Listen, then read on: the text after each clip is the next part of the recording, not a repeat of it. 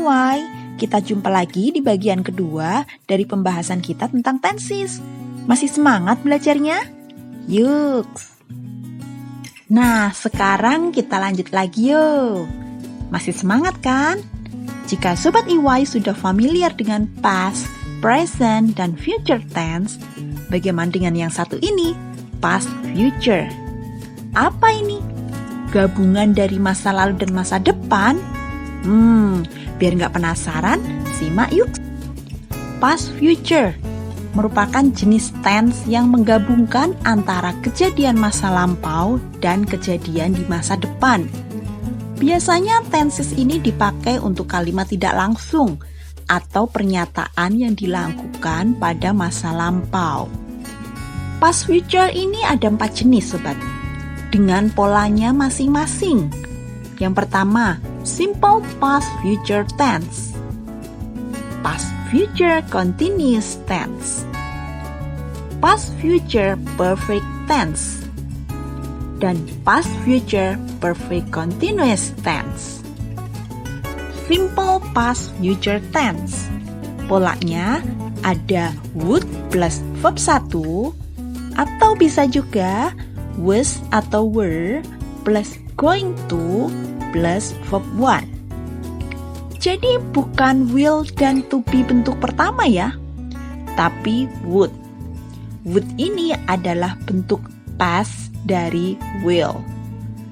Dan was atau were adalah bentuk past atau bentuk lampau dari to be, SMR. Simple past future tense ini digunakan untuk menyatakan tindakan yang akan dilakukan atau perencanaan, kesukarelaan akan melakukan sesuatu, membuat prediksi, hingga membuat janji di masa depan pada saat berada di masa lalu. Umumnya, tenses yang satu ini ditemukan dalam kalimat yang tidak langsung atau report speech. Contohnya, they said that they were going to visit Lombok. My uncle told me that he would come on time.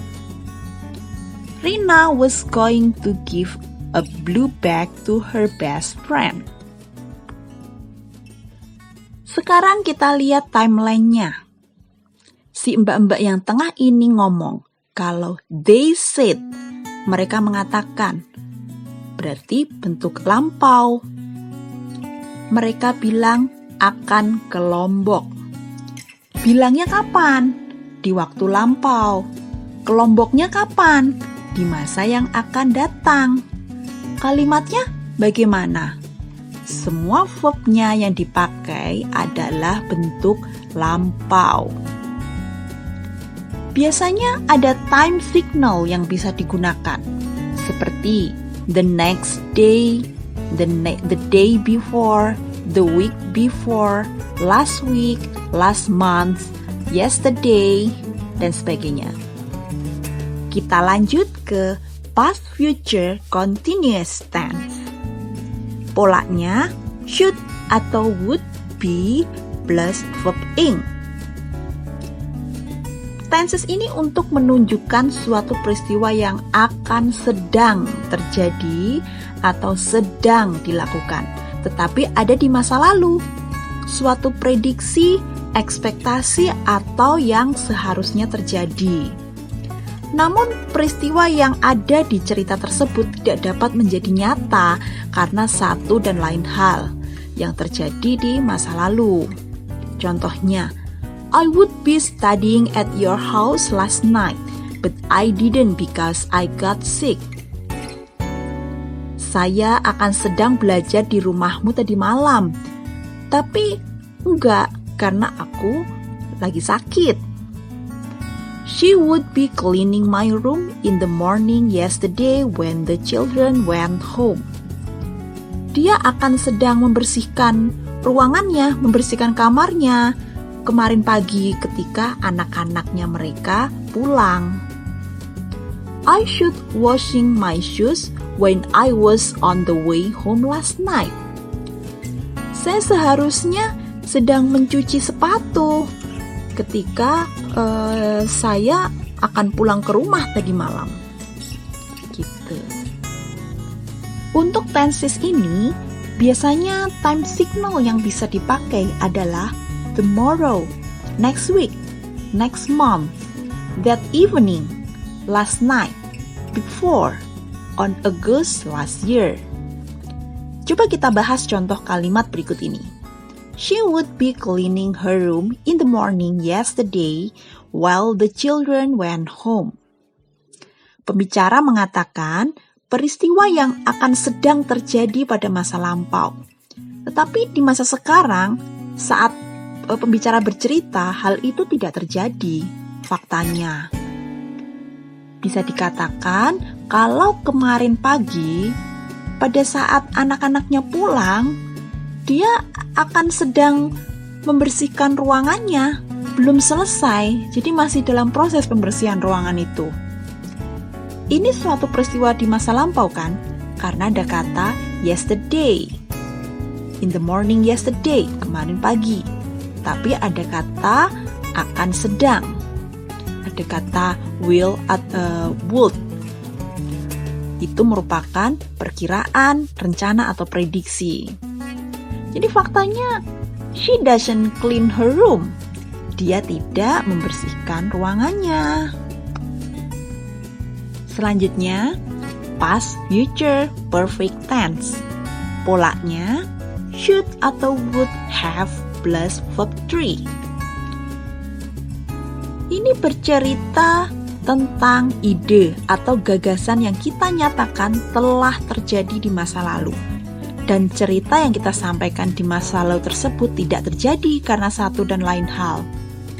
Ini bisa berbentuk pengandaian dan peristiwa yang akan sudah dilakukan di masa lampau. Contoh, I should have watched the movie last week. Saya seharusnya telah menonton film itu minggu lalu. Mr. Bob would have built a new house after win the prize of the last game. Mr. Bob akan telah membangun rumah baru setelah memenangkan hadiah pertandingan terakhir kemarin. If you had met Sally, you would have felt happy last week. Jika kau telah bertemu Sally, kamu akan merasa bahagia minggu lalu. Seperti itu. Dalam tenses ini, time signal yang bisa dipakai adalah on last week, in July last year, in July last year, in last year, at yesterday, dan sebagainya. Kita bahas contoh kalimat. If you had met Sally, you would have felt happy last week. Pembicara mengatakan peristiwa yang akan telah terjadi di masa lampau, tapi di masa sekarang nggak terjadi. Jika kamu telah bertemu Sally, kamu akan senang minggu kemarin. Ini kalimat pengandaian. Seandainya di masa lampau seperti ini. Kenyataannya, sekarang ini kamu belum bertemu Sally. You haven't met Sally. Yang terakhir adalah past, future, perfect, continuous tense. Polanya ada should atau would plus verb ing. Tenses ini menyatakan suatu peristiwa, tindakan, dan perbuatan yang waktunya sedang berlangsung, sudah terjadi, dan akan berlangsung sampai pada titik tertentu di masa lampau. Tidak ada hubungannya dengan sekarang. Biasanya diketahui dan terukur selama berapa lama, dari jam berapa sampai jam berapa, dari hari apa sampai hari apa. Kita lihat contohnya. I should have been living here for 5 years by last June. Saya seharusnya telah sedang tinggal di sini selama 5 tahun sejak Juni kemarin. By last July, I should have been working in this office for 3 years. Dari Juli lalu, Saya seharusnya telah bekerja di kantor ini selama 3 tahun. I would have been studying in UGM for 2 years by May last year. Saya akan telah belajar di UGM selama 2 tahun sejak Mei tahun kemarin.